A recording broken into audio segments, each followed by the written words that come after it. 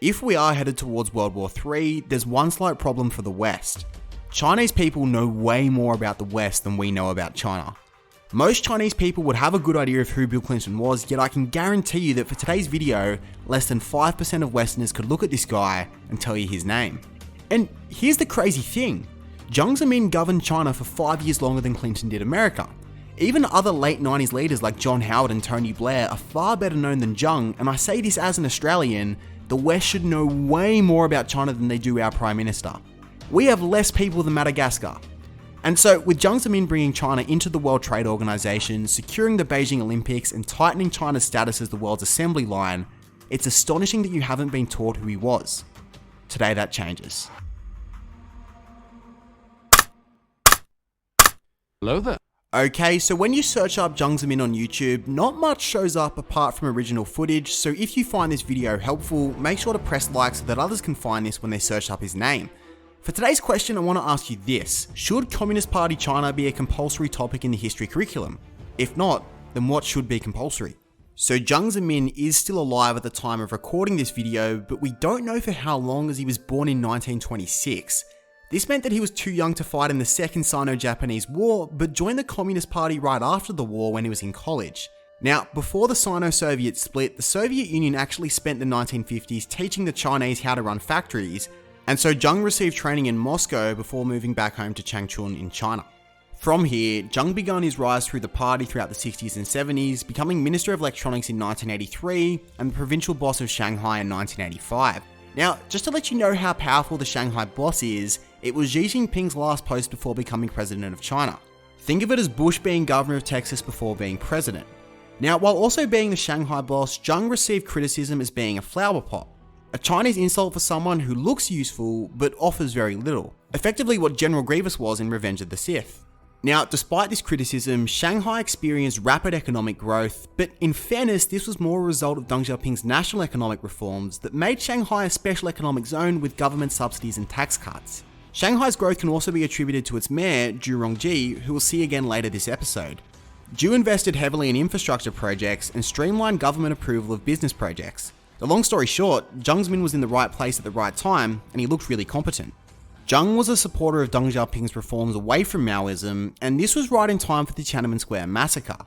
If you remember from the Deng episode, Deng Xiaoping technically was number 3 on the pecking order behind Hu Yaobang and Zhao Ziyang, though there was informal recognition that he was really the leader.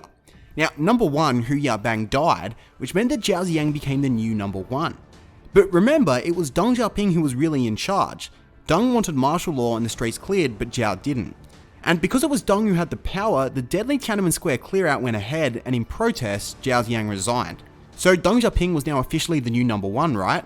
Well, not quite. Deng was about to turn 85 when the protest took place, and he actually resigned, saying, "If I have any ideas, I'll convey them to the new leadership." This left a vacuum for the number 1 position, and Jiang Zemin got the call up for being pro-reform and for seemingly managing Shanghai pretty well. Just out of interest, Jiang wouldn't be the president, which is more of a ceremonial title in China, until 1933.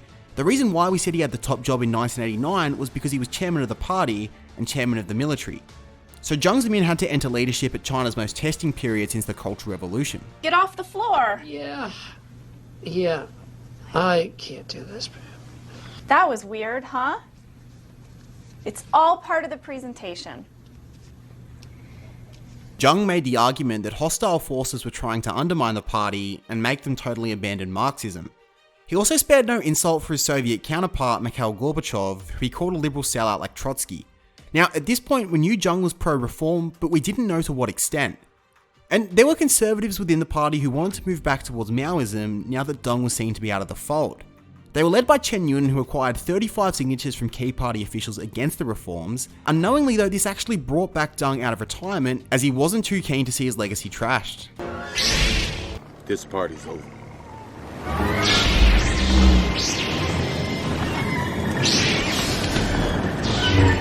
Basically, Deng went on what was called his Southern Tour, where he went to the Southern Special Economic Zones and rallied on how good the economic reforms were and how they needed to stay for the prospering of China.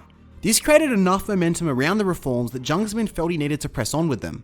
Much to Chen Yun's disappointment, the state council passed a 54-point decree that expanded the power of state-run companies and gave the state the power to shut down unprofitable ones, like many of the coal mines. But as Zheng's regime was making these reforms, they made the same mistakes that the capitalist West had made, mainly having an economy where people were buying heaps of shares on credit.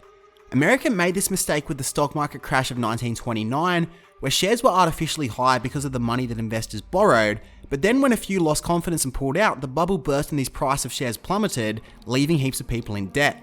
You see, in the early 90s, the number of bank loans made increased by 30%, and so have a look at how the bubble burst in 1992.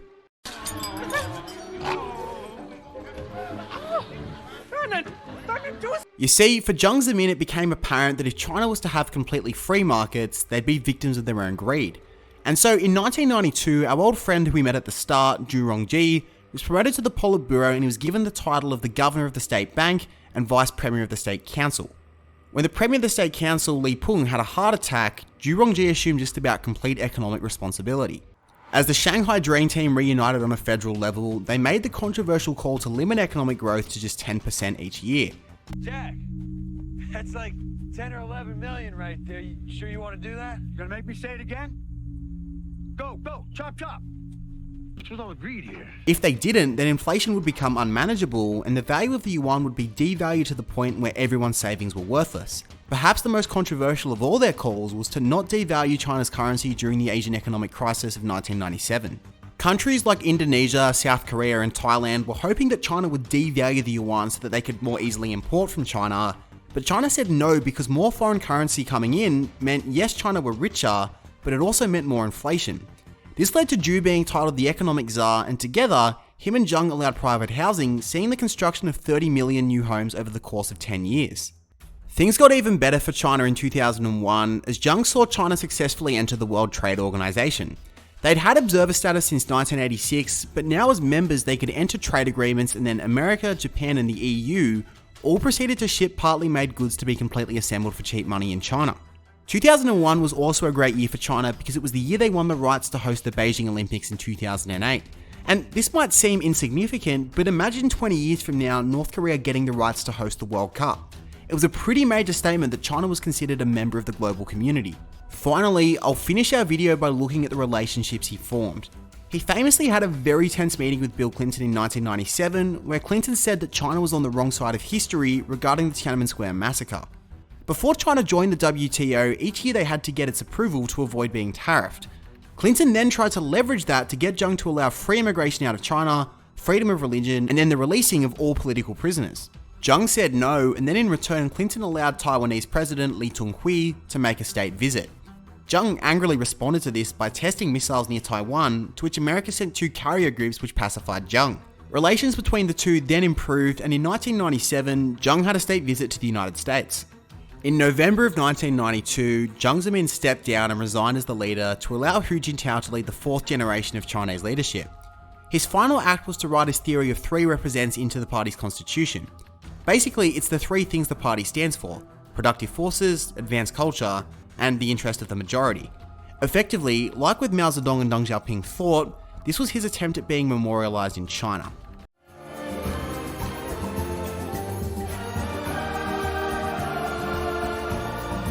Thanks for watching. If you found this video helpful, that's great, but you can't stop here. To truly understand the rise of China, you also need to watch our other video we made on Deng Xiaoping. Don't forget to like the video for the algorithm, and we can't wait to see you next time for our next venture into a fascinating part of history.